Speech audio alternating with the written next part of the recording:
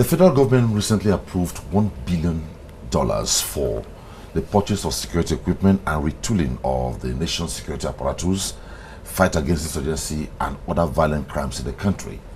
But this approval has raised so much dust, despite explanation from various circles, including the Minister of Information and Culture, Lai Mohammed. In one of his explanations, he said that the action is intended to make the country safer, had been subjected to attacks by people with ulterior motives. The minister said that it was wrong to sacrifice the issue of security on the altar of politics, saying opponents of the fund were taking politics too far. Others have said the money is unnecessary. Some say they want to use it to play politics. And the other angle to our discussion today will be the recent invitation of the former Minister of Information Finance in the country, Wojuola, by the Economic and Financial Crimes Commission to offer explanations on a couple of issues, namely the missing $250 million and the Abacha loot. That one also raised dust. That would be our concern on discussion segment on Insight today. How far, how well? I have two gentlemen who will offer further explanations on this to further let Nigerians know why this money is not necessary and why also the invitation by the EFCC on former Finance Minister Wojuola is not victimization, but one of the things done to ensure that the system is purged of corruption. Put it their own way. I have Fola Arogundade. He's a media practitioner and public affairs analyst. Thanks for joining me on Insight. A pleasure. Also, Johannes Wojuola is a lawyer and dispute resolution specialist. Thanks for joining me on Insight. My pleasure. Well, most times, some persons, when you're saddled, at times you don't want to listen to criticisms, but so far so good. We have realized that the government of the day has given the space very open, very visible for people to make comments, but provided your comment is not tied to hate speech or to incite the public. This morning has generated so much argument in and out and in, and that's why I want to sustain this. What can you say about it? For me, it's a fair observation that Nigerians are actually asking questions, looking at where we are coming from, where $2.1 billion was fretted away for an election, used to give people to go and do prayers, was given to friends and cronies, was given to as gifts. Meanwhile, it was meant for the purchase of military equipment and bullets and guns and armaments for the Nigerian army. There was fighting, a battle in the Northeast. It is only fair and only basic that the average Nigerian discovering this would want to ask questions. So I think it is very right. But then, what is the most important thing? The important thing is that Nigeria at this point in time is facing serious security challenges. Aside the fact that we are going through a lot in terms of the Boko Haram challenge, where we have seen a lot of asymmetric attacks in terms of guerrilla warfare, attacks on soft targets, uncoordinated warfare. That is a problem on its own. The herdsmen, farmers clashes that is all over the entire country. The bandits, cattle rustling, armed robbery, kidnapping. It clearly shows that there is a problem with our security apparatus. And what is that problem? You ask the average security official, and he will tell you the tools for warfare, the tools for work are not there. 2, adequate funding for them. And this has been a challenge. We're in 21st century. And when we are talking about security, security has even gone beyond our Dane guns and the AK-47s, superior armaments must be purchased. Apart from even the armaments, intelligence, devices that can help you procure this intelligence through drones and what have you. And they are not cheap monies. So we have come to the stage where we must put aside the sentiments, the politics, and face the core issues of security. We must not play politics with security. And to me, people even calling against this is anti-state, is anti-Nigeria. At this point in time, there must be a consensus by every Nigerian that whatever must be done to degrade the security challenges we are facing. And this is what the Mr. President is actually pushing for. Because we cannot continue to play lip service to the fact that the Nigerian military, the Nigerian police, the various security arms of our country do not have the necessary tools to fight the fights that they are doing. Okay. Let me hold it there. Let me take on Fola. Fola. Now, the other argument says, why did government wait till now, towards an election year, before they ask for this money? That they want to use it to execute elections, they want to use it to execute their own agenda for a second term in office. What do you make of this? My simple reaction to that is that it is mischievous. It is mischievous to say that this is coming now. This initiative is about how many months? About 6 months old, when the state governors, out of their own volition, said to the central government, look, we know what you are going through. Take this amount and add to the kitty so that our troops will not be given pea shooters to face Boko Haram and other insurgents with superior battle tanks. So I think, first of all, that we need to commend the state governors for this initiative. Hitherto, what you had was this SS crude account, if you have to believe what Wojuola said. The governors were always pushing, let us share. Even if, according to her, the government then was saying, look, let's keep this thing for a rainy day. Now, suddenly out of the blues, I don't know, maybe after being properly briefed at the National Council of State meeting, they perhaps saw the danger that the country faced. They saw the hydra-headed monster that was lurking in our backyard. Not just one, several.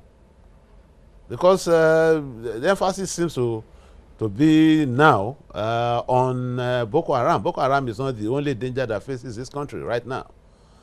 IPOB is still there. It's quiet now, but you never know when it's going to rear its ugly head again.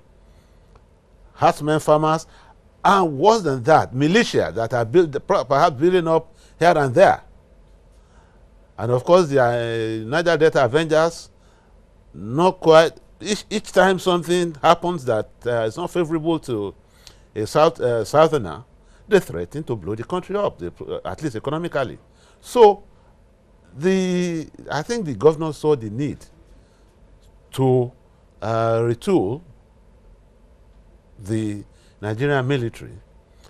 Again, I also think that this initiative by the governor is also was also perhaps defined by the fact that they were sure that the new sheriff in town will not squander the money to pay for somebody to go to Saudi Arabia or wherever, or Israel, to go and pray for an election, or that to end up people driving trucks to revolt in the CBN and taking money out for things that up to now we cannot point our finger at, So that, to me, I think is one of the reasons they say, look, let's give this money to this person. And in any case, how much are we talking about?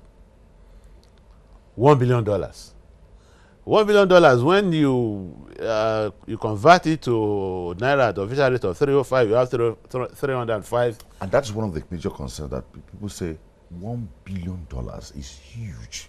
It isn't. It's in the sense that if you are talking of roads or schools, building roads, building schools, it might appear huge. But when you are talking of military armament, it's a drop in the ocean. I tell you, to get a good battle tank now goes for between $2.5 million to $12 million. How many of that will you buy from? To buy a fighter jet, start from about $5 million to $100 million. So if you want the best, you only get 10 of such aircraft from this amount. And don't forget, this is not just for equipment and arms and ammunition. The troops' welfare is there. And like Toby just said, intelligence and so many other things. So it is actually an insignificant amount, if I may say so. Okay, the other angle to it is widely said that Boko Haram has been defeated, and that government said that they have covered so much mileage in terms of ensuring security in the country, though we still have pockets of killings here and there, Taraba, Axis, Benue, all that. And if these testimonies are given by government, why should government ask for so much? Around the world, globally, governments continue to face security challenges on a daily basis, especially from terrorism. Now, coming back to our local setting, Nigeria, when the government announced that Boko Haram had been technically defeated, there was a definition to this. Even though there has been a lot of diversion from the original definition to assuming that there has been an overall defeat. No, there was not an overall defeat. And it was the wordings were clear, technically defeated. It was clear that Boko Haram had been degraded to the extent that they could not conquer territories again. That they could not hoist their disdainful flags on our territory and collect taxes like they were doing. Before we got to the point where it was announced that they had been technically defeated, Boko Haram was hoisting their flags in villages. They were in 14 local governments in our country. They were collecting taxes. They institutionalized themselves as the leadership, as the states. They set up a caliphate within the country. That was an attack on the sovereignty of the Nigerian country, of Nigeria. The role of the military is primarily to protect Nigeria's sovereignty by ensuring that no territory, no Nigerian territory was in the hands and control of Boko Haram. They had been technically defeated. Further, they had also defeated them to the extent that they could not mobilize to come back again to take over territory. So it's important that we define that technically defeated. But irrespective of that, challenges of security continue every day. Every now and then, we must be able to upgrade our security apparatus. But is it possible that government would have still disbursed this money, approved and disbursed, acquired this equipment, retooled the security apparatus in the country without necessarily making it public? It could have been, but wait, this is a question of, that's why we must appreciate one thing here. And I want to, let me give a little bit of context. But before that, let me also highlight the fact that this money is not even just for the fight against Boko Haram. It is for the general security challenges in the country. The Nigerian police itself, what are the tools they are using? The damn guns, the Nigerian army? Is it the guns that they are using? Are these the best? We need to improve and retool our this, and it is basic. Now, coming back to the issue of transparency, I think we must give credit here that there is some form of transparency and accountability in the expenditure on this security. And let us also have this in mind, that issues of security in any country are not issues you discuss the funding because of the nature of security. You don't generally put it in the public, but this government is doing that. And also, another thing that we should also appreciate is the fact that for the first time, we are seeing a government doing what is right by seeking the necessary approvals and clearance from the National Assembly before making a withdrawal from the ECA. Previously, what did we see? We saw governments sitting down during meetings and approving 2.1 billion to pay subsidies to people who were not accountable for. This was the tradition then. But now we are seeing clear-cut transparency in the dealings of the ECA. And I think we must give credit here. Okay, moving on now. So what kind of conduct should Nigerians, because take it or leave it, yeah, it's a democracy. Like the minister has said there was nothing wrong in the opposition offering constructive criticism as democracy allowed for freedom of expression. Now, what kind of attitude should Nigerians exhibit, despite the fact that government is explaining, the critics are saying no? The generation of Nigerians, what kind of attitude should we exhibit at times like this? One thing about democracy, it's, you run public affairs publicly. And yes, the federal government of Nigeria is a bit more open than we had before, but it needs to do a lot more. Sometimes what you see is reactions to issues where the public had been allowed by some kind of negligence to take a position.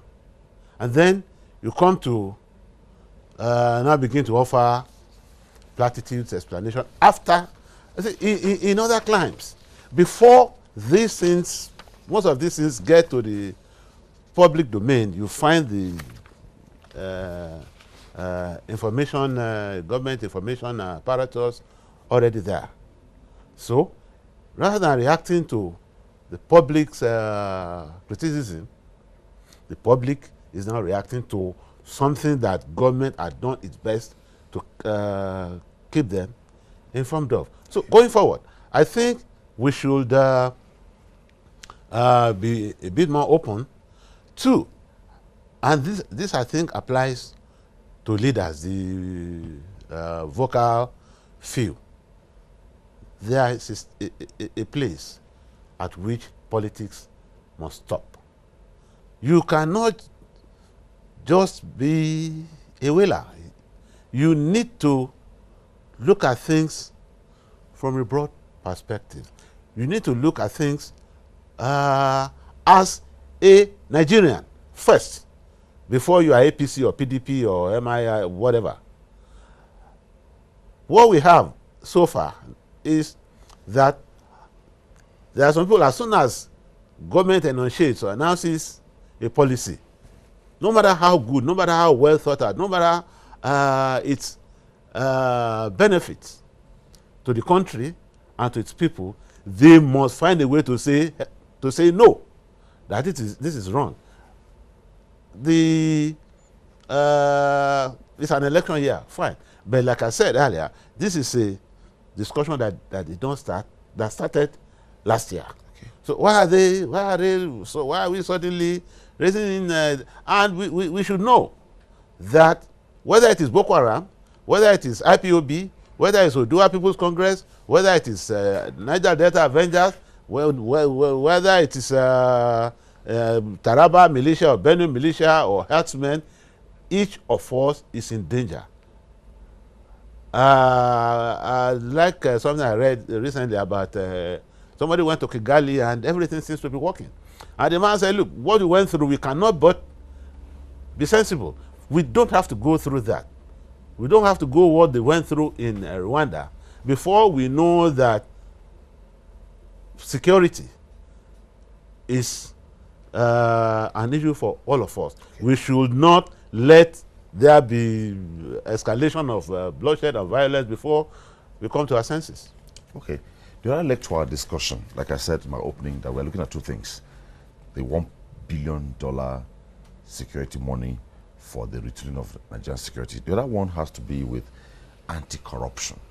A recent action taken by the economic EFCC was read from two perspectives. While government says part of its move to push the system of bad acts or bad things that encourages corruption. The other one's angle said it is a way of victimizing those who were in the other government. That was the recent invitation by the EFCC of the former Minister of Finance and Coordinator of the Economy over the Abacha loot and missing $250 million Abacha loot. And it has, so much tantrums have been thrown, and by the explanation so far, according to a report by one of the national dailies, EFCC chairman Ibrahim Magu approved the letter of invitation which has been sent to the former minister who served 2 terms under former President Olusegun Obasanjo and Goodluck Jonathan. The invitation was based on a recommendation by directives investigating the whereabouts of $500 million loot as the withdrawn $250 million was released to the Office of the National Security Advisor without appropriation. Now, a lot has been misinterpreted about this invitation. So what can you make of it? You see, first of all, before I go into the nitty-gritty of this, it's funny how this is equally connected to security. The monies were released or approved for security and then ended up for media and personal matters and all of that. I think we need to adopt a mentality in the country, a mentality that appreciates justice, a mentality that understands that every man should be given his due, both right and both wrong. When you've done right, you should be appreciated. When you've done wrong, you should be punished. You should be rewarded in terms of your wrong or your wrongdoing. And that is where we need to get our society to. So we're not talking about victimization. It's here. not victimization. Okay. You see, when the average Nigerian comes out and expresses sentiments against the Buhari administration, for instance, and says, oh, you're listing out looters, we need to see convictions. Or you're calling out people's names, we need to see actions. This is the action. Investigation is a process. Instead of the government, we see a lot of media trials, so to say, 2.4 billion naira missing, $250 million is not accountable for, and then we leave it at that. No, we must get to the root of the matter. And if the former coordinating minister of the economy, Dr. Ngozi Okonjo-Iweala, was part of the process of the granting of approvals, then she must be brought in to lead us. And like was said by Mr. Fola, we must learn to toss aside politics and do what is right for Nigeria. Would you say this invitation is an arrest or just for... It's an invitation. Because it's an invitation for further inquiries. Okay. She played a role, and like she has time without number come out to say that she did no wrongdoing. Quite all right, she did no wrongdoing by her terms. But then there are documents that show that some wrongdoing was done with the approvals they were sought through you. We need you to come and make further clarity. We need to identify where did these monies go to and recover them. We need to do what is right. So see, would you say this is not out of context? It's not out of context. You see, we need to get our minds into a philosophy that does not make us have an outlook on things as if it is a war. It's about doing what is right in society. It's about going to the root of matters and clearing debts. If we allow, for instance, a situation where the government, allows this $250 million story to just go away. Or $250 million was allocated to the office of the NSA. We don't know where it is, and let it go wherever it wants to go to. We don't care about it. Let's move on. With that let's move on mentality, we now allow for people to do the same thing and go on. So we don't punish what is wrong. And without punishing what is wrong, investigating and punishing it, we allow a society that condones wrongdoing. And this is a mentality we need to edge out of our systems. Okay. So does this prove or disprove the fact that the government is selective in its anti-corruption war? No, it doesn't. If anything, it disproves it. You see, we have to be careful in this country that Buhari or a particular government is not from my party or my tribe or something, and therefore anything it does is wrong or suspect. Now, the law empowers the Economic and Financial Crimes Commission to investigate crimes, financial crimes, and other offenses. And in the process of investigation, just like the police, it has the power to invite anybody who it deems can shed light on the subject under investigation. Now, Wojuola was not just Minister of Finance. She was coordinating minister. That is a minister above other ministers, maybe perhaps at the level of the SGF. So if the EFCC or the government must do a thorough job of interrogating some things that went under in our recent past, it should invite anybody who has had a role to play. Now we are talking of somebody who has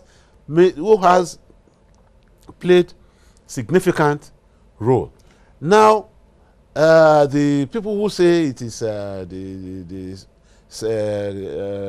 EFCC is selective, I'm sorry for them. You see, because they forget. No, they're not saying EFCC is selective. They say the government of the day is selective in its anti-corruption. Yeah, what they haven't said outright is that who is prosecuting the anti-corruption war for government? EFCC.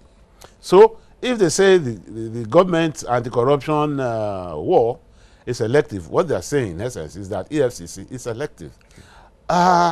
Unfortunately, that is not so. You have to remember that the immediate past and what went under in that administration is what is under focus now. Until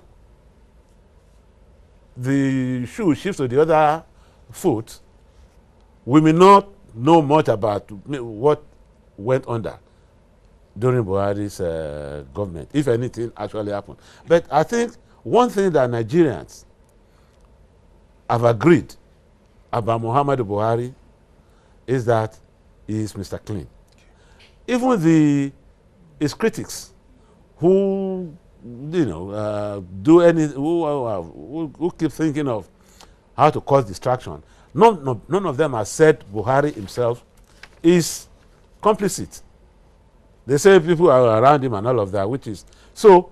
Inviting Wojuola, I think, is a good move, and I have some confidence, knowing who she is and the people she has rubbed shoulders with in the Bretton Woods institutions. I'm sure she will.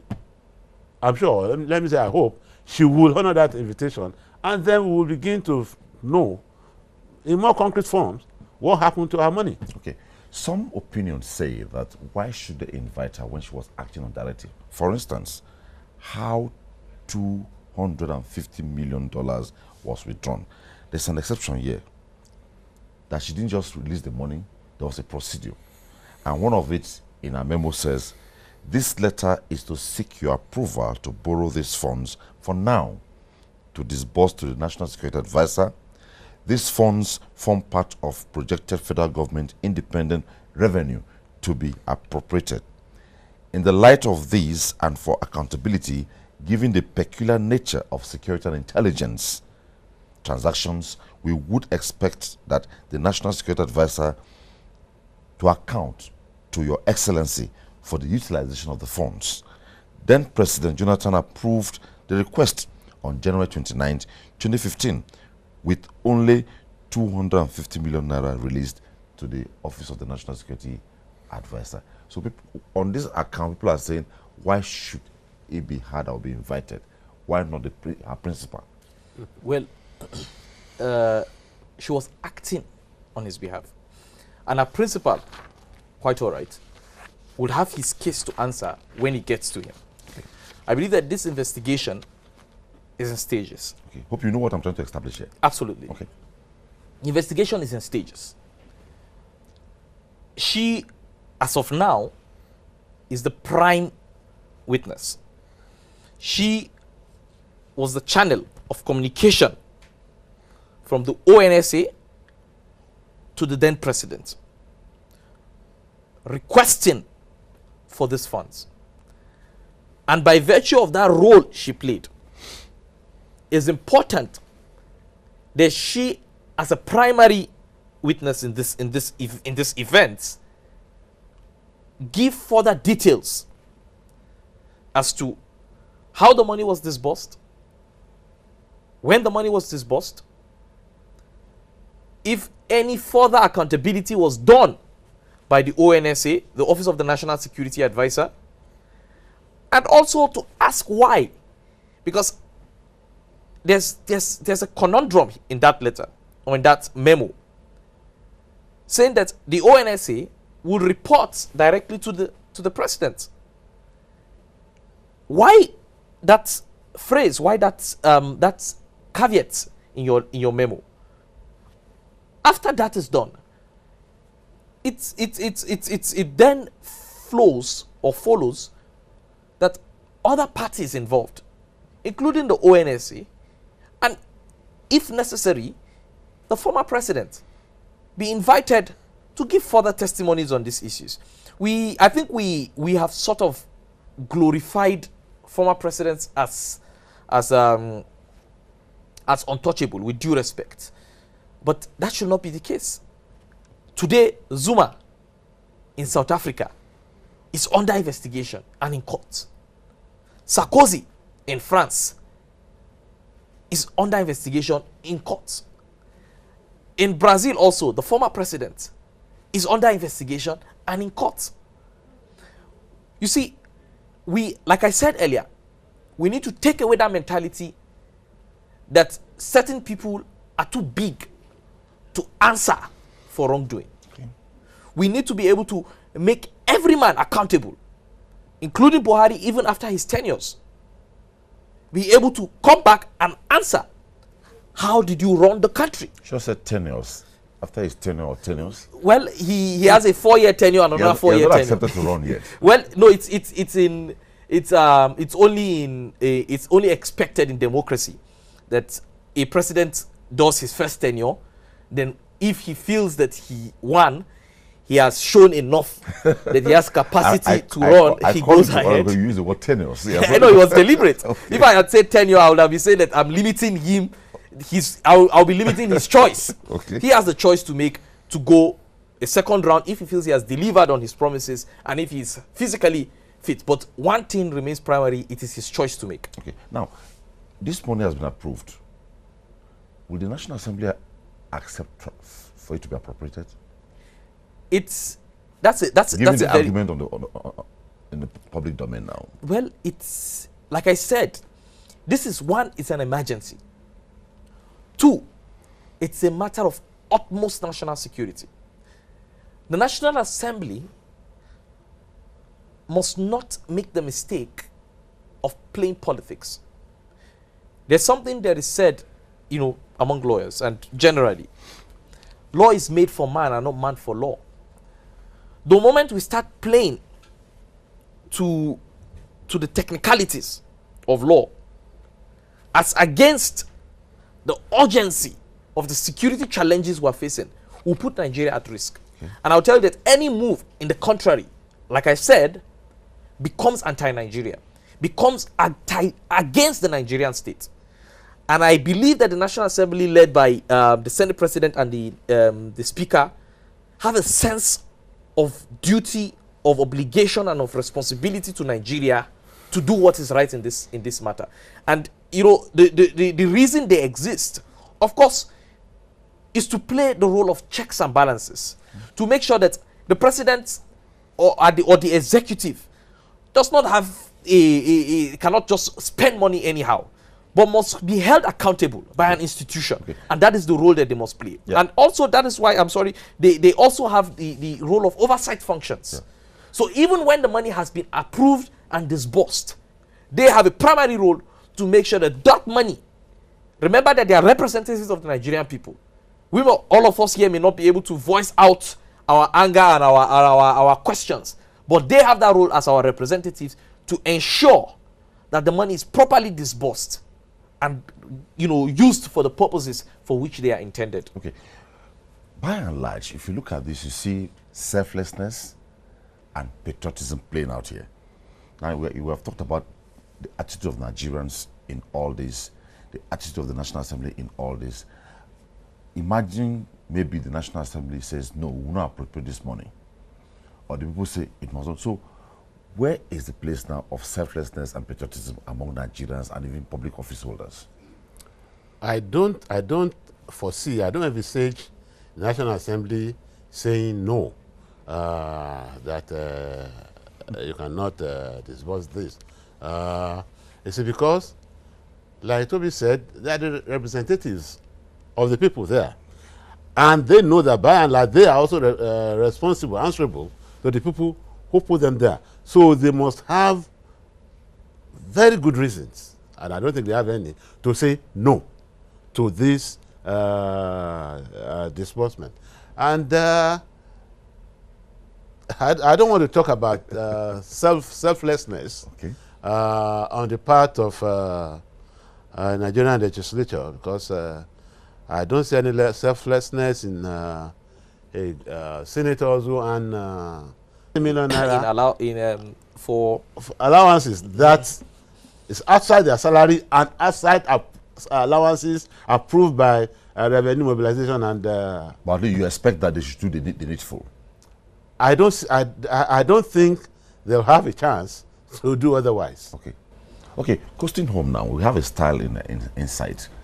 Well, we have torn up the line of thoughts. We have offered your own explanation. I believe this will go somehow to conscientize Nigerians that the nation's first, security first. I'll be happy that I walk freely, other Nigerians walk freely, you walk freely, Fola walks freely, without fear. Meaning that we should look somewhere and know, okay, somewhere, this is very, very necessary. What word do you have for Nigerians? We must adopt a mentality that is united for the well-being and the betterment of Nigeria. Okay. We must learn to appreciate every issue from the lens of to what good does it bring to our country, and not from the lens of is it being done by APC? Is it being done by PDP? Is it being done by a Yoruba man? Is it being done by a Hausa man? Is it being done by a Fulani man? Is it being done by an Igbo man?